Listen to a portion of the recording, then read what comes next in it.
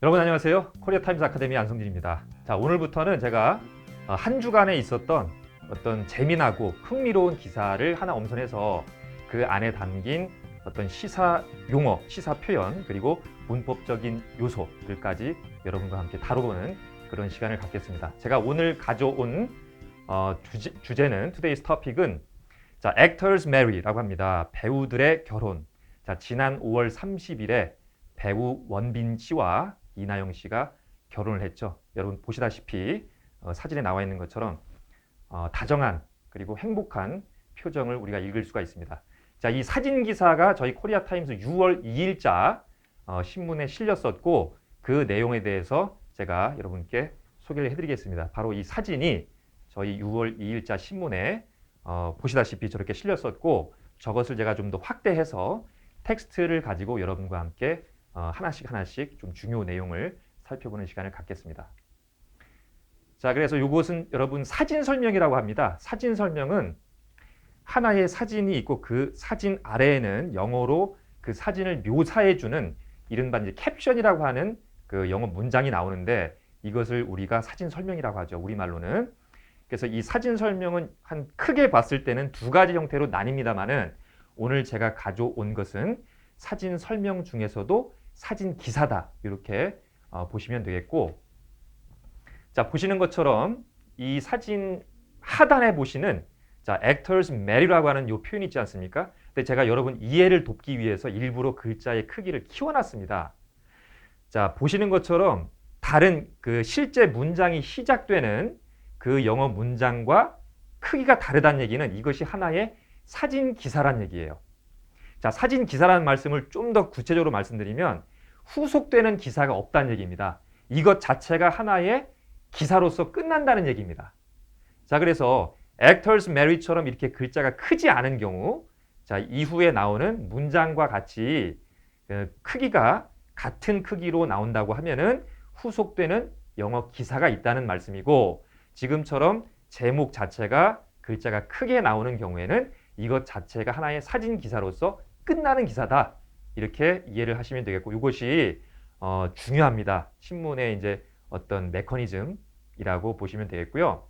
자, 이 표현을 하나씩 살펴볼 텐데, 자, 내용을 보시면 actor 원빈 38, right, and actress 리나영 36 are seen during the wedding in 정선군, 강원 province, May 30th. 이렇게 되어 있습니다. 자, 첫 번째 문장을 먼저 보겠습니다. 자, 이 사진 설명, 다시 말해서 우리가 영자 신문은 독자들을 기준으로 하죠. 독자들을 기준으로 하는데, 우리가 매일매일 신문을 읽어온 사람도 있겠으나 오늘부터 또는 내일부터 신문을 읽는 사람도 있을 수 있잖아요. 그러한 대상을 기준으로 해서 항상 어느 누가 처음부터 그 기사 내용을 접하더라도 알기 쉬운 정보를 제공하는 것이 영자신문의 어떤 역할이자 의무라고 말씀을 드릴 수가 있어요. 그렇기 때문에 지금 우리는 익숙한 배우 원빈 씨와 이나영 씨가 익숙한 사람들은 딱 사진을 보더라도 누가 누구인지 알 수 있겠으나 모르는 사람들도 있을 수 있다는 말씀이죠. 그렇기 때문에 원빈이 누구인지를 바로 그 이후에 38세라는 이후에 right, 오른쪽에 있는 사람이라는 지칭을 해주는 겁니다. 이것이 영자신문의 특징입니다. 자, 그렇기 때문에 오른쪽에 있는 38세의 배우 원빈, 그리고 그 다음에는 지금 등장인물이 2명이기 때문에 이후에는 왼쪽이라는 표현을 굳이 써줄 필요가 없는 것이죠. 군두더기가 될 테니까. 그래서 좌측에 있는 사람은 당연히 배우 이나영 씨가 되겠고요. 36세의 이나영 씨, 두 사람이 지금 보이고 있다, 이러한 의미가 되겠고, 그 당시 상황은 during the wedding in 정선군, 강원 province, 이렇게 나가는 것이죠. 근데 이제 결혼식 현장이란 얘기입니다. 근데 결혼식의 장소는 어디였습니까? 정선군인데, 똑같은 원리에서 정선군이 우리가 어디 있는지 모르는 사람도 있을 수 있지 않습니까? 그렇기 때문에 정선군의 위치는 강원도에 속한다, 이렇게 다시 후속된 설명을 더해주는 겁니다. 자, 이 시기는 5월 30일이었고요. 자, 그 다음 문장을 보시면 The wedding was held in a wheat field in one's hometown, 이렇게 돼 있죠. 자, 이 결혼식은 자, 원의 홈타운이니까 다시 말해서 원빈 씨의 고향에서 한 밀밭에서 열렸다 이런 얘기가 되는 것이죠. hold라고 하는 단어는 열다 또는 개최하다라는 뜻을 가진 단어인데 여기서는 수동태가 된 것이죠. Whitfield는 이것은 밀밭이라는 얘기입니다. 홈타운은 고향을 지칭하죠. 자, 그 다음 문장을 보시면 One of the 40 guests, all family members. 자, 40명의 하객들이 모두 다 가족과 친지였다는 얘기를 하고 있는 것이죠. 자, 이 사람들 중에 한 명이 말하기를 자, one of 블라블라 이렇게 나가는 구조니까 한 사람이 말하기를 The wedding was humble and like a scene from a romantic movie라고 되어 있습니다. 자, 이 결혼식은 아주 단촐했고 단촐했다는 표현이 지금 코테이션 마크로 humbled이라고 나와 있습니다. 그리고 마치 하나의 로맨틱 영화와도 같았다라는 문장이 나와 있죠.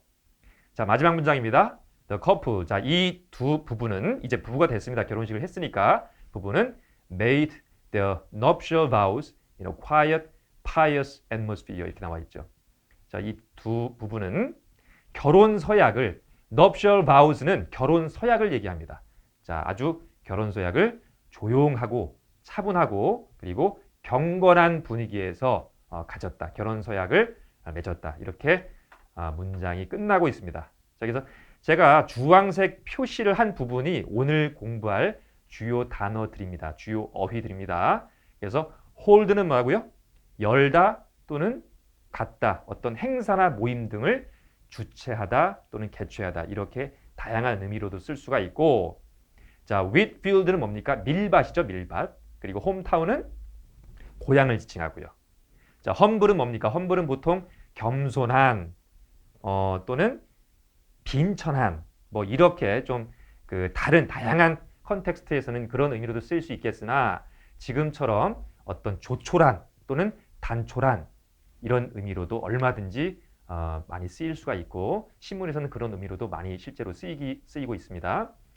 자, 그 다음에 이제 nuptial이라는 단어는 결혼의 또는 혼인의라는 형용사죠. vow는 서약이 되겠고요. 다짐이나 서약이 되겠고 pious는 뭡니까? 경건한이라는 의미를 가진 형용사가 되겠습니다.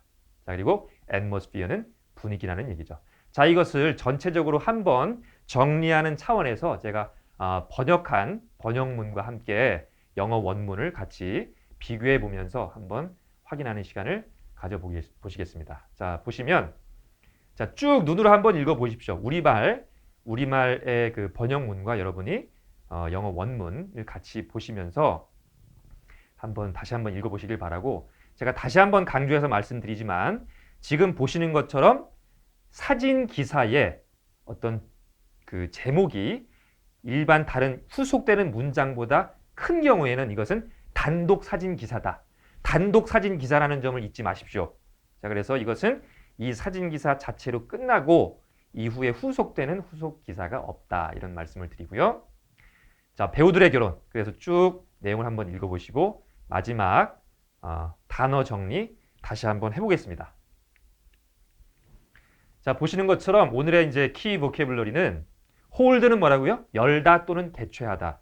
어떤 행사나 모임, 대회 이런 거 다 좋습니다. 이런 것들을 열다 또는 개최하다라고 할 때 hold라는 단어를 쓰게 된다. 잡다라는 의미도 있지만 여기서는 그런 문맥이 아니었죠. 그 다음에 Whitfield라고 하는 단어는 밀밭을 지칭하고요. 홈타운은 고향. 그다음 humble은 뭐라고요? 조촐한 또는 단촐한 이런 의미로 지금 쓰이고 있다. 그 다음에 이제 nuptial은 뭡니까? 결혼의 또는 혼인의라는 형용사가 되겠고요. vow는 뭡니까? 서약 또는 다짐. 명사로는 그런 의미가 있고 동사로도 활용이 될 수가 있습니다. 그래서 하나의 명사구로서는 nuptial vows라고 해서 혼인 서약이라는 하나의 아예 덩어리를 여러분 암기를 해두시면 좋을 것 같습니다. 자, pious는 경건한이라는 단어고요. 마지막으로 atmosphere는 분위기라는 의미를 가진 단어죠. 자, 이렇게 해서 여러분 오늘 제가 오늘의 이제 Today's Topic News는 가장 최근에 있었던 어떤 스타의 결혼이라고 볼 수가 있겠죠. 그런 소재를 한 그 기사를 하나 선정을 해서 거기에 관련된 다양한 표현들을 알아봤고 이외에 여러분 어떤 그 영어 학습에 필요한 정보, 영자 신문 뉴스를 읽는 방법을 포함해서 다양한 정보는 보시는 것처럼 ktimesedu.com에 접속을 하시면 보다 많은 정보를 여러분 접하실 수 있습니다. 자, 이렇게 해서 오늘의 Today's Topic 뉴스는 마치겠고요. 다음 시간에 보다 좀 더 새로운 흥미로운 주제를 가지고 여러분께 찾아오겠습니다. 저는 코리아타임스 아카데미의 안성진이었습니다.